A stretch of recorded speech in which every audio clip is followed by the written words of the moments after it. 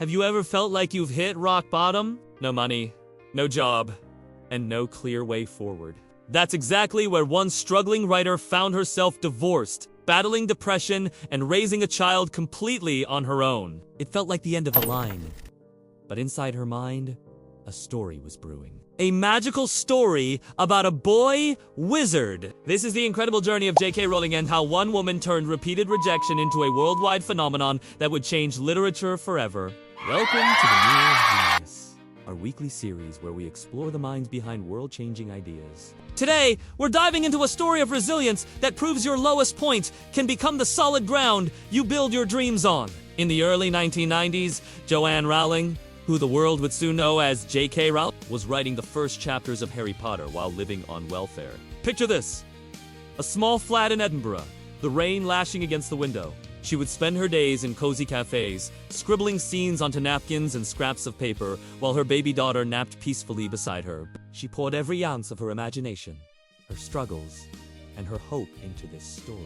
But the world wasn't ready for it, or so it seemed. She sent her manuscripts to publisher after publisher, only to be met with a soul-crushing chorus of no.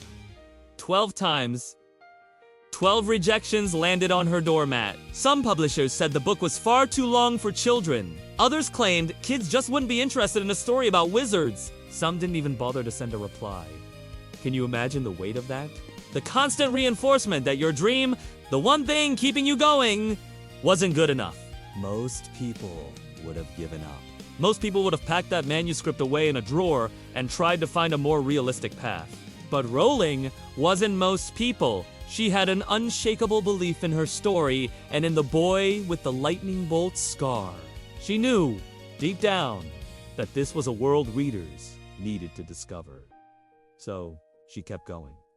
She kept sending it out. And finally, one small publisher, Bloomsbury, decided to give her a chance. And from that single yes, a global movement was born. That one book, Harry Potter and the Philosopher's Stone, became a 7-book series. That series became a cultural touchstone that ignited a passion for reading in an entire generation. Harry Potter has now sold over 600 million copies worldwide and has been translated into more than 85 languages. It brought back the magic of midnight release parties, with kids and adults lining up for hours, desperate to get their hands on the next chapter. All of this, every single bit of it, happened because one woman refused to let rejection define her story. J.K. Rowling didn't just create a fantasy world filled with spells and magical creatures. She built a universe of hope. Her journey is a powerful, living testament to the idea that rejection isn't a final verdict. More often than not, it's just a redirection. It's a test of your belief in your own vision. As she famously said in a Harvard commencement speech, rock bottom became the solid foundation on which I rebuilt my life. Failure gave her an inner security that she had never attained by passing examinations. It taught her things about herself she could have learned no other way. So, if you're feeling stuck right now, if it feels like every door you knock on remains shut, if the world keeps telling you no, I want you to remember this story. If you're on chapter 1 of your own great adventure and it feels like no one is reading yet, keep writing. Keep building.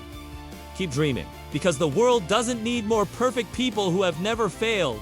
It needs passionate, resilient people who get back up. People who don't give up. Your magic is real. Your story matters. And your next chapter starts right now. Thank you so much for watching. What's your favorite J.K. Rowling quote? Or what's a dream you're currently fighting for? Share it with us in the comments below. And if this story inspired you, please hit that like button, share it with a friend who needs to hear it, and subscribe to Strive for Excellence for more motivational stories every single week. We'll see you next time.